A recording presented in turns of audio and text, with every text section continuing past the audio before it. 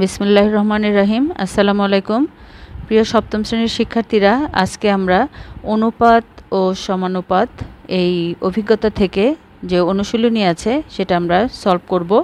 এটা page number 103-এ আছে। তো এক এক করে আমরা সবগুলো ম্যাথ সলভ করব। আশা করি তোমরা সবাই মনোযোগ দিয়ে দেখবে এবং সেই অনুযায়ী এটা কপিতে সম্পূর্ণ করবে। করার পরে অবশ্যই কমেন্টে ডান লিখে জানাবে। আর কে কোত্থেকে দেখছো এটা জানাতে ভুলো না। তাহলে চলো দেখে নেওয়া যাক।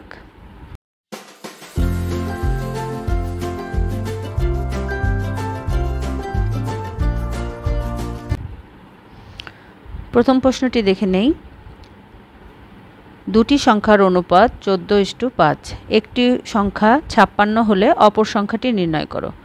তো এখানে অপর সংখ্যা যেহেতু দেয়া নাই, তাহলে আমরা অপর সংখ্যাটি ধরে নিতে পারি x। তাহলে একটি সংখ্যা যদি 56 হয় আর একটি সংখ্যা x, হ্যাঁ, তাহলে এই দুইটার অনুপাত কত হবে? 56:x, তাই তো? এখন কিন্তু কোশ্চেনে বলা আছে দুইটি সংখ্যার অনুপাত 14:5। তাহলে এই যে আমাদের আসলো 56:x আর দেয়া আছে 14:5, তাহলে এই দুটো সমান হবে না? এই দুটো সমান হবে। তাহলে এই যে ইকুয়েশনটা আমরা পেলাম, এটা থেকে আমরা x এর মান বের করে নেব। তাহলে আমরা এই সংখ্যাটি পেয়ে যাব। ঠিক আছে?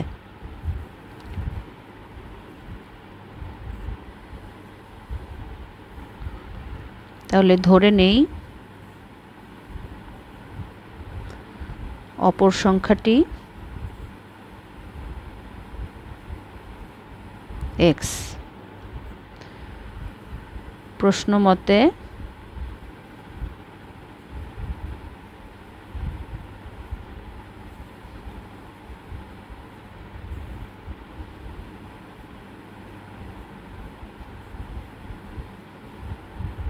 তাহলে x সমান কি হবে? 56 গুণন 5/14। জাস্ট এটা এক্সটাকে আমরা যদি এদিকে উপরে নিয়ে যাই, এক্স চলে গেল, আর এই দেখো ক্রস মাল্টিপ্লিকেশন, 56 গুণন 5 আর এই 14টা এখানে নিচে চলে আসলো। ঠিক আছে?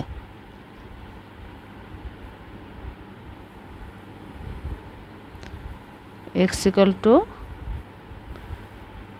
20। অতএব অপর সংখ্যাটি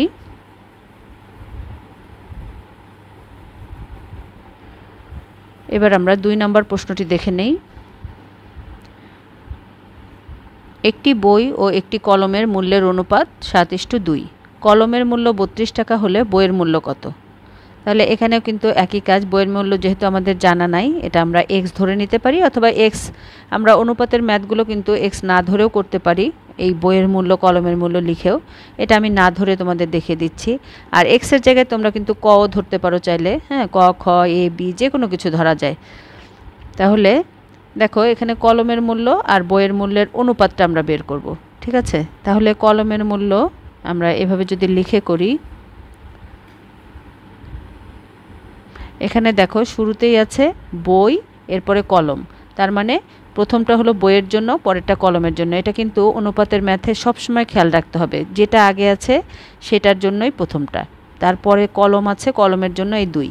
তাহলে আমাদের সেভাবে বসাতে হবে। তাহলে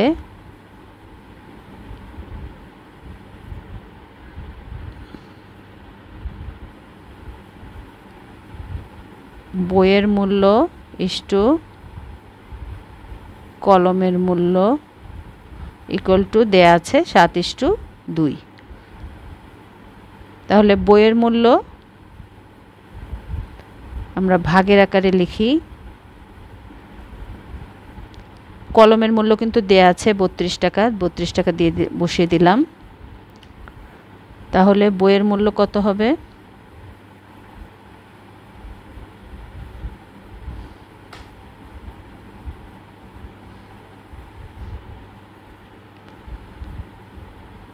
দেখো এভাবে কিন্তু আমরা না ধরেও করতে পারি। আর এখানে যদি আমরা বইয়ের মূল্য x ধরতাম, তাহলে এখানে x বসিয়ে x এর মান বের করতে হতো।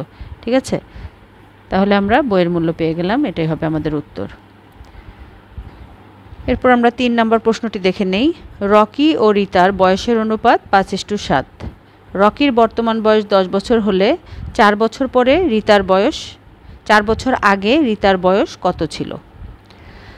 তো 4 বছর আগে রিতার বয়স কত ছিল। এখানে দেখো রকি ও রিতার বয়সের অনুপাত যেটা দেয়া আছে এটা কিন্তু বর্তমান বয়সের অনুপাত। তাহলে রিতার বর্তমান বয়স কত সেটা আমাদের আগে বের করে নিতে হবে। হ্যাঁ, রকির বর্তমান বয়স দেয়া আছে আর ওদের বর্তমান বয়সের অনুপাত দেয়া আছে।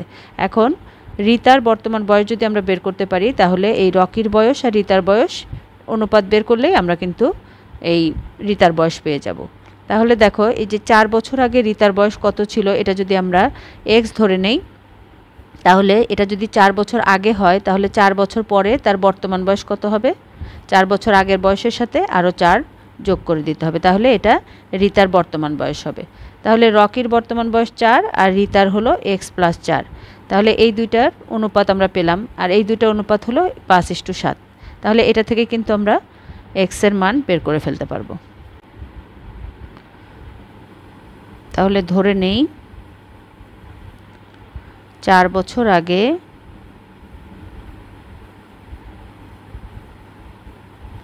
রিতার বয়স ছিল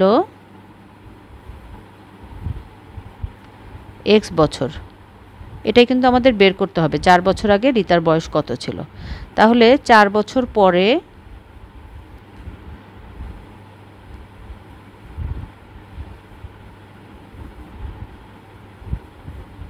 অর্থাৎ রিতার বর্তমান বয়স x + 4।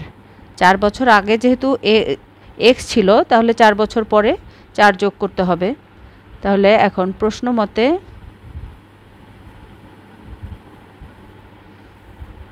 দেখো এখানে আমাদের খেয়াল করতে হবে রকির বয়স আগে আছে রিতার বয়স পরে। হ্যাঁ, তাহলে আমাদের সেভাবে বসাতে হবে রকির বয়স 10 আর রিতার বয়স x + 4 আর আমাদের দেয়া আছে 5:7।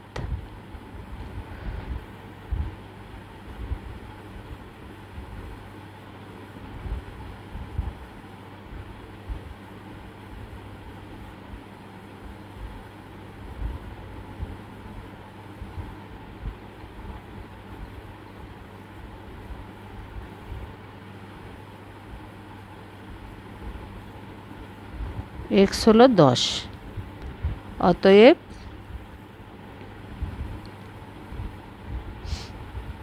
রিতার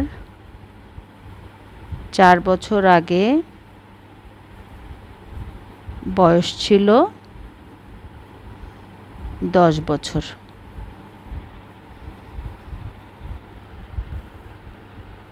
আশা করছি তোমরা সবাই বুঝতে পেরেছো। আর বুঝতে না পারলে এটা আবার দেখবে এবং মনোযোগ দিয়ে কথাগুলো শুনবে, তাহলে ক্লিয়ার হয়ে যাবে। এবার আমরা 4 নম্বর প্রশ্নটি দেখে নেই। প্রিন্টার ও কম্পিউটারের মূল্যের অনুপাত 4:5। প্রিন্টারের মূল্য 40,000 টাকা হলে কম্পিউটারের মূল্য কত? তাহলে এখানে আমরা একইভাবে কম্পিউটারের মূল্য x ধরে নেব, তারপর প্রিন্টার আর কম্পিউটারের মূল্যের অনুপাতটা বের করে নেব। হ্যাঁ, আর অনুপাত এটা হলো আমরা বের করে নিলাম আর দেয়া আছে 4:5। তাহলে দুটো সমান হবে, এটা সমান লিখলে এখান থেকে আমরা x এর মান বের করে নিব। এরপরে আছে প্রিন্টারের মূল্য 25% বেড়ে গেল। তো 25% বেড়ে গেলে প্রিন্টারের মূল্য কত হয় সেটা আমরা এখান থেকে বের করে নিব। সেক্ষেত্রে প্রিন্টার ও কম্পিউটারের মূল্যের অনুপাতটি কী ধরনের অনুপাত হবে? তাহলে এখানে কম্পিউটারের মূল্য আমরা পাবো আর বেড়ে যাওয়ার পরে প্রিন্টারের মূল্য আমরা পাবো। তো এই দুইটার মূল্যের অনুপাত আমরা বের করে দেখব যে এটা কী ধরনের অনুপাত হবে। ঠিক আছে,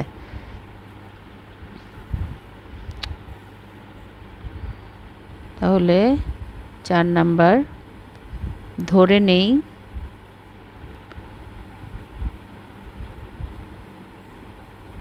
কম্পিউটারের মূল্য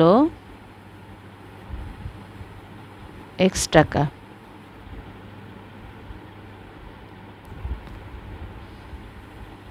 প্রশ্ন মতে প্রিন্টারের মূল্য কিন্তু আমাদের আগে লিখতে হবে, কারণ এখানে দেখো প্রিন্টার আগে আছে কম্পিউটার পরে, তো আমরা এই অনুপাতটা লিখব। তাহলে এখানেও কিন্তু প্রিন্টার আগে লিখতে হবে। তোমরা যদি কোনো ক্রমে এক্সট্রা এখানে লেখো আর 40,000 এখানে লেখো তাহলে কিন্তু এটা সম্পূর্ণ ভুল হয়ে যাবে।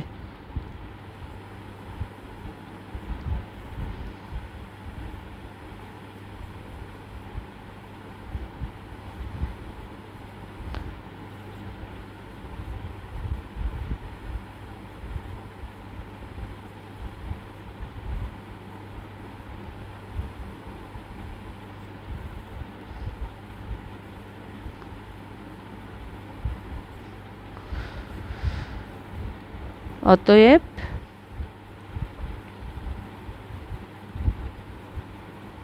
কম্পিউটারের মূল্য 50,000 টাকা। এখন আমরা এই প্রিন্টারের মূল্য 25% বেড়ে গেলে কত হবে সেটা বের করব। তো 25% বেড়ে গেলে এই 40,000-এর 25%, এত এর 25% কত সেটা আমরা বের করব। বের করে যেটা হবে সেটা কিন্তু এই 40,000-এর সাথে যোগ করতে হবে। তাহলে আমরা প্রিন্টারের বর্তমান যে মূল্যটা সেটা আমরা বের করতে পারবো। তাহলে প্রিন্টারের মূল্য 25% বেড়ে যাওয়ায়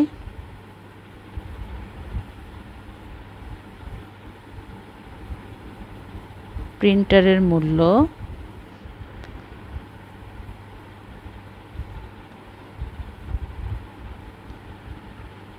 এই 40,000-এর 25%।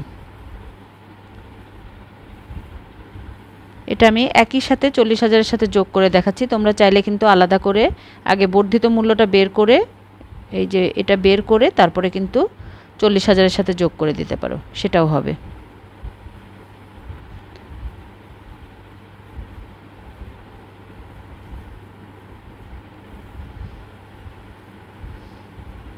তাহলে আমরা এটা পেলাম 50,000 টাকা।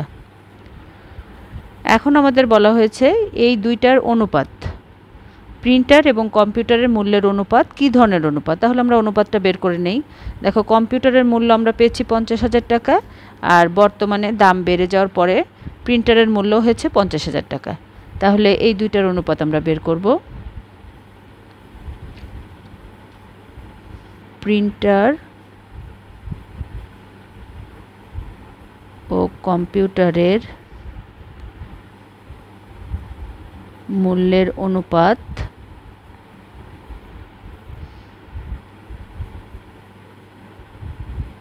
= 50,000। তাহলে এটা কি হবে 1:1। 50,000 দিয়ে যদি আমরা ভাগ করি তাহলে 1:1। আর এটা তাহলে কি ধরনের অনুপাত? আমরা তো জানি অনুপাত বিভিন্ন ধরনের আছে, সমানুপাত, ব্যস্তানুপাত, একক অনুপাত। এটা হলো যেহেতু 1:1 হলে এই ধরনের অনুপাতকে আমরা বলি এটি একটি একক অনুপাত। তাহলে এটি একটি একক অনুপাত।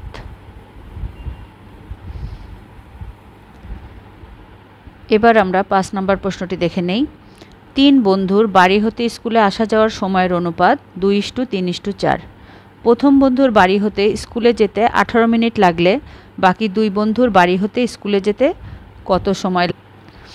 এখানে দেখো 3 বন্ধুর অনুপাত দেয়া আছে। তাহলে এটা প্রথম বন্ধু, এটা দ্বিতীয় বন্ধুর জন্য, এটা তৃতীয় বন্ধুর জন্য। তো এখন আমরা যদি এই বাকি 2 বন্ধুরটা ধরে নেই যে একজনেরটা y আর একজনেরটা x সময় লাগে, হ্যাঁ, একটা x একটা y ধরে নিলাম। তাহলে দেখো প্রথম বন্ধুর 18 মিনিট দেয়া আছে, আর দ্বিতীয় বন্ধুর যদি x মিনিট লাগে তাহলে 18 × x, এটা হলো প্রথম আর দ্বিতীয় বন্ধুর অনুপাত। হ্যাঁ, তাহলে এটা হলো আমরা পেলাম। আর এই 3 বন্ধুর অনুপাতে এটা প্রথম দ্বিতীয়, তাহলে প্রথম আর দ্বিতীয় বন্ধুর অনুপাত কত হবে? 2:3। তাহলে এই যে আমরা সমীকরণটা পেলাম এটা থেকে কিন্তু আমরা x এর মান বের করে নিতে পারবো। তার মানে আমরা দ্বিতীয় বন্ধুটা পেয়ে যাব। এখানে দেখো 3টা বন্ধুর একসাথে থাকলেও আমরা কিন্তু এটা যে কোনোভাবে ভেঙে নিতে পারবো। প্রথম আর দ্বিতীয় বন্ধু 2:3 লিখতে পারবো, আবার দ্বিতীয় আর তৃতীয় বন্ধু 3:4, আবার চাইলে প্রথম আর তৃতীয় বন্ধু তাহলে 2:4।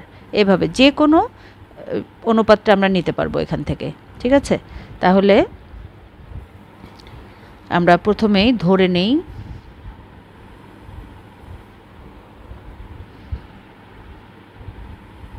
মনে করি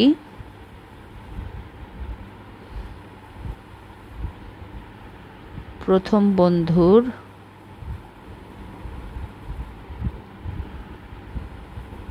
দ্বিতীয় বন্ধুর, প্রথম বন্ধু তো দেয়াই আছে,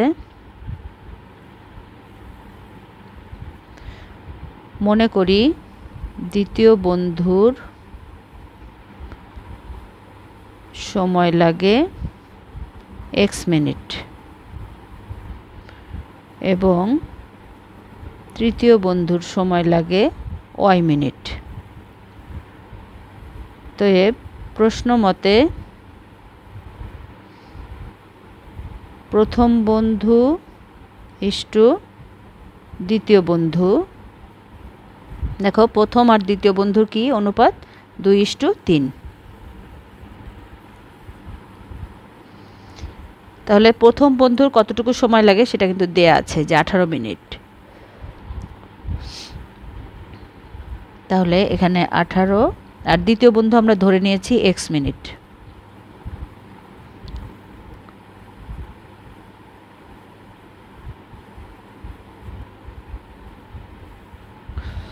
তাহলে x =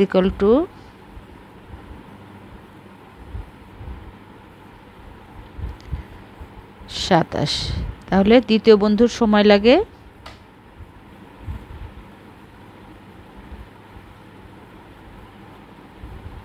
27 মিনিট। এখন আমরা তৃতীয় বন্ধুটা বের করব। তো তৃতীয় বন্ধুটা বের করতে গেলে আমরা কিন্তু প্রথম দ্বিতীয় দুই বন্ধুরই সময় আমরা বের করতে পেরেছি। তাহলে আমরা দ্বিতীয় আর তৃতীয় নিতে পারি, আবার প্রথম আর তৃতীয় নিতে পারি। যে কোনোটা নিয়েই কিন্তু আমরা আনসার বের করতে পারবো, একই আনসার আসবে। তো আমি এখানে প্রথম আর তৃতীয় বন্ধু নিচ্ছি। তাহলে 2:4।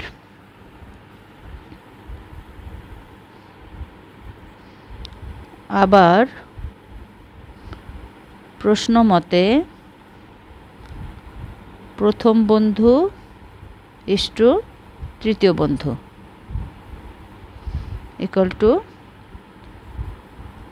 4। প্রথম বন্ধু 18 মিনিট আর তৃতীয় বন্ধু আমরা ধরে নিয়েছি y।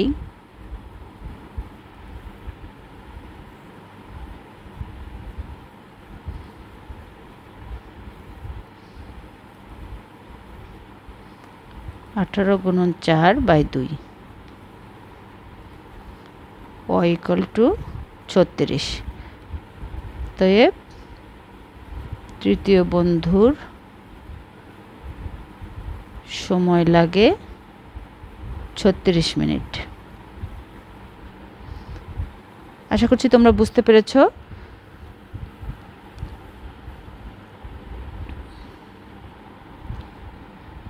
চ্যানেলটি তোমাদের যদি কোনো উপকারে এসে থাকে তাহলে অবশ্যই প্রিয়জনদেরকে বেশি বেশি শেয়ার করবে আর সাবস্ক্রাইব করে রাখবে, যাতে পরবর্তী ভিডিও খুব দ্রুতই তোমাদের কাছে পৌঁছে যায়।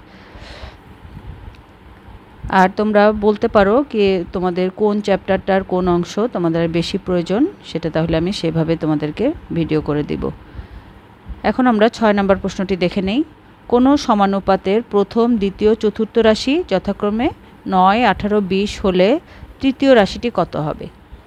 তাহলে এখানে 3টা দেয়া আছে আর একটা দেয়া নেই। তো এটা যেহেতু সমানুপাত হলে আমরা জানি যে প্রথম বাই দ্বিতীয় = তৃতীয় বাই চতুর্থ।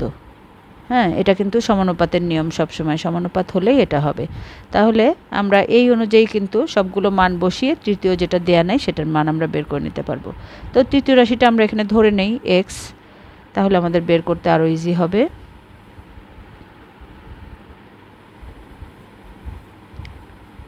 ধরে নেই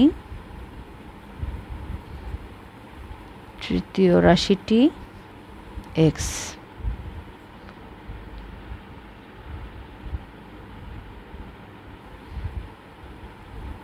যেহেতু রাশিগুলি সমানুপাত, অতএব প্রথম রাশি বাই দ্বিতীয় রাশি = তৃতীয় রাশি বাই চতুর্থ রাশি। এখন আমরা এক এক করে প্রত্যেকটার মান বসিয়ে দেব। প্রথম রাশি আছে 9, দ্বিতীয়টা আছে 18, তৃতীয়টা আমরা x ধরে নিয়েছি, আর চতুর্থ আছে 20। তাহলে x =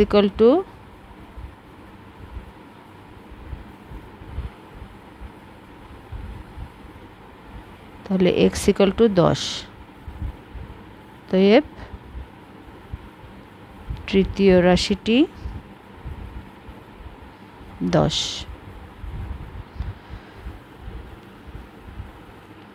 এরপরে আমরা পরবর্তী প্রশ্নে চলে যাব। এটি এই অভিজ্ঞতার শেষ প্রশ্ন, 7 নম্বর প্রশ্ন। রানার কাছে 4টি পেন্সিল 5টি কলম রয়েছে, অপরদিকে সজীবের কাছে 10টি কলম রয়েছে। এখন যদি রানা ও সজীবের পেন্সিল কলমের অনুপাত সমানুপাত হয়, তাহলে সজীবের কাছে কতটি পেন্সিল রয়েছে?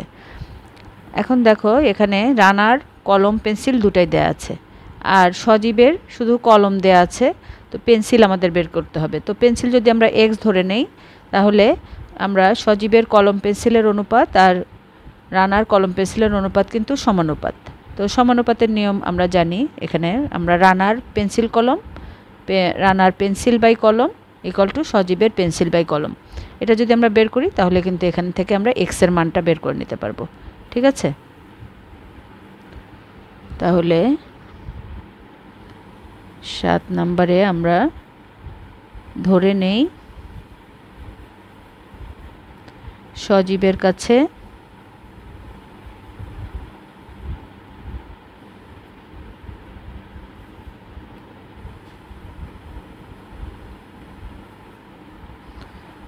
xটি পেন্সিল রয়েছে।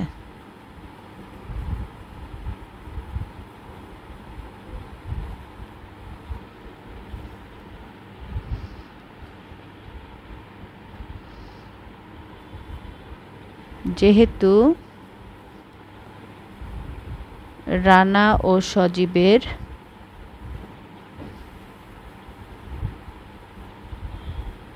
পেন্সিল কলমের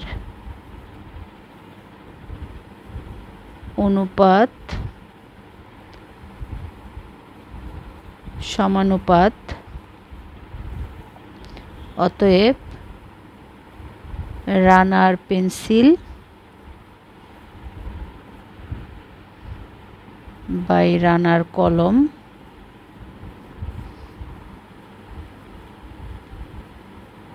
সজীবের পেন্সিল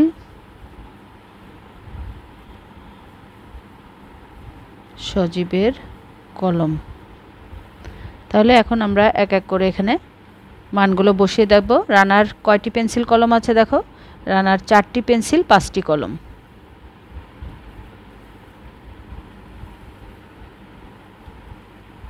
আর সজীবের পেন্সিল আমরা ধরে নিয়েছি x, আর কলম আছে 10টি।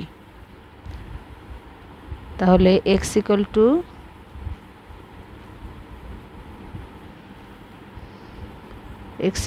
8টি। অতএব সজীবের 8টি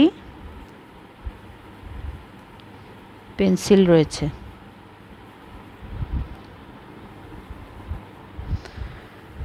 আশা করছি তোমরা সবাই বুঝতে পেরেছো। ভিডিওটি যদি তোমাদের ভালো লাগে, তোমাদের কোনো উপকারে আসে, তাহলে অবশ্যই তোমার বন্ধুদের মাঝে, প্রিয়জনদের মাঝে শেয়ার করবে, বেশি বেশি করে শেয়ার করবে, আর সাবস্ক্রাইব করতে ভুলো না। আজকে তাহলে এই পর্যন্তই। আল্লাহ হাফেজ।